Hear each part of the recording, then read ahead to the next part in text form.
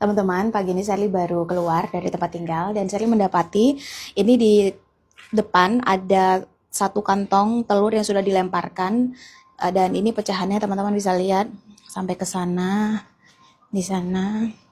Dan tadi di depan sini Sally juga mendapati gulungan kertas kayak gini. Sally belum buka ini isinya apa. Dan di depan ternyata mobil juga dicoret atau dipiloks warna merah begini, dan di samping juga.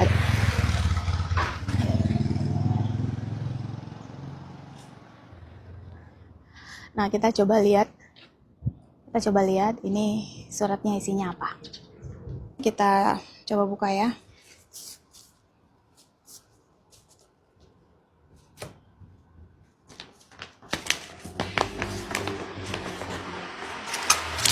Ini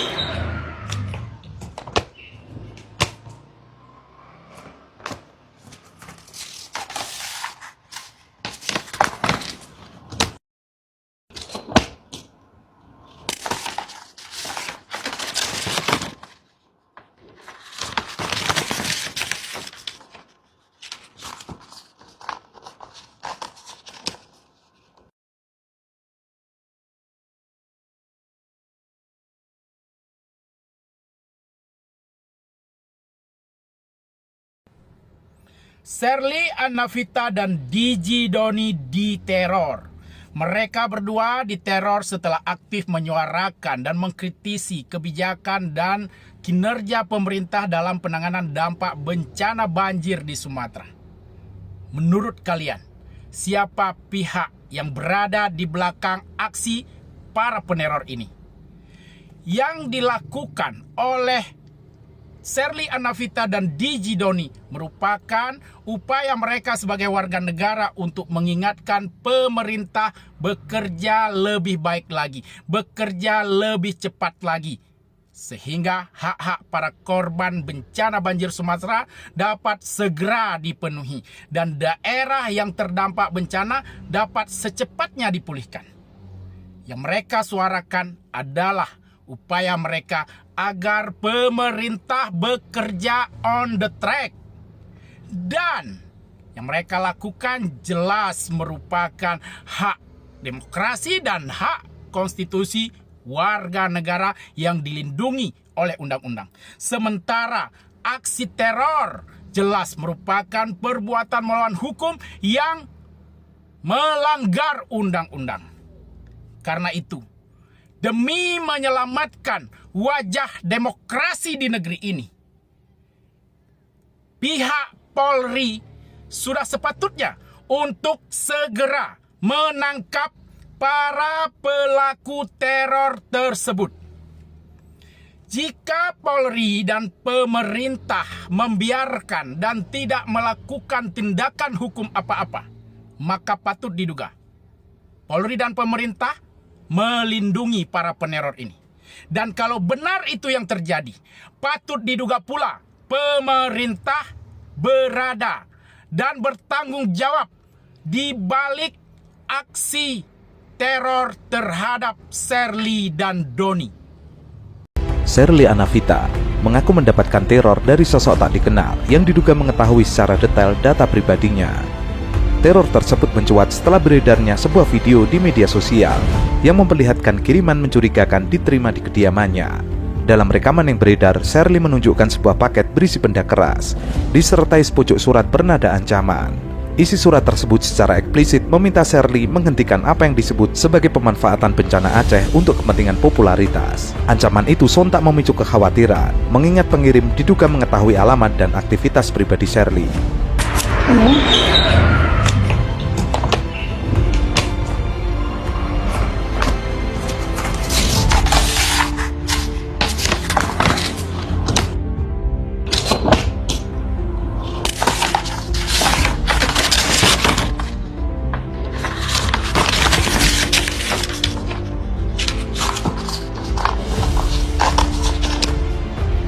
Tak berhenti di situ, sebuah mobil berwarna putih yang terparkir di depan rumah Sherly juga menjadi korban aksi vandalisme.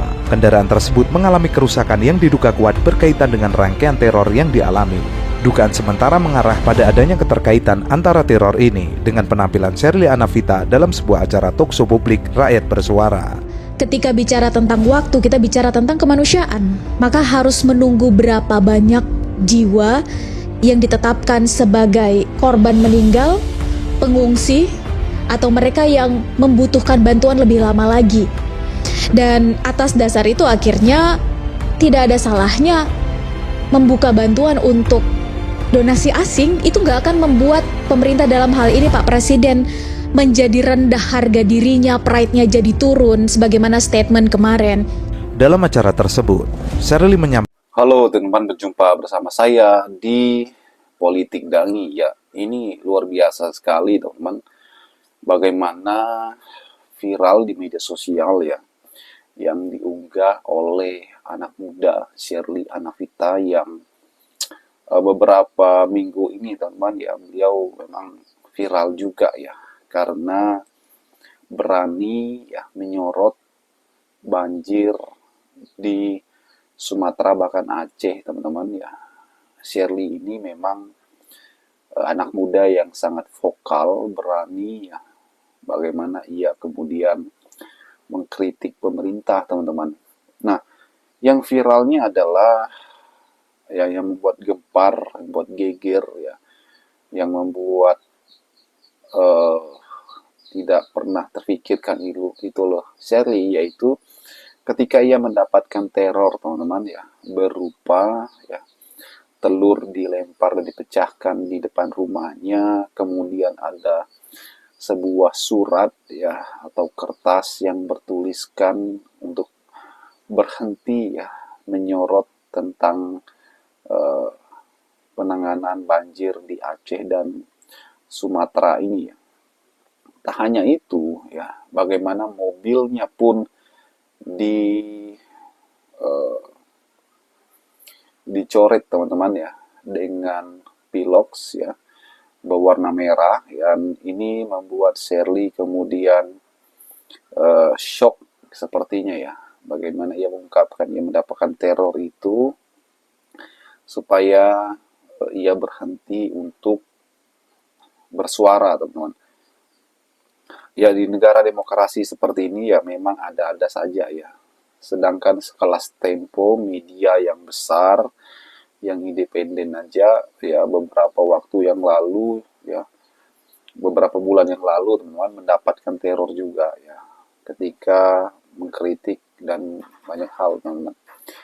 Ya, jadi hal ini sepertinya biasa saja sebenarnya ya. Namun ya biasa bukan berarti benar ya kan. Negara demokrasi seperti kita nih ya, hak bersuara, hak menyampaikan pendapat itu sebenarnya hal yang sangat wajar. Karena memang diatur dalam undang-undang kita teman-teman. Tapi sosok Sherly ini memang anak muda yang luar biasa menurut saya, bagaimana ia berani di tengah hiruk pikuknya perpolitikan Indonesia teman-teman ya. Beliau berani tampil, menyampaikan pendapat, menyampaikan argumennya ya terkait dengan banyak hal teman-teman. Bagaimana menurut kalian? Kita diskusi di kolom komentar ya. Sampai jumpa lagi. Salam.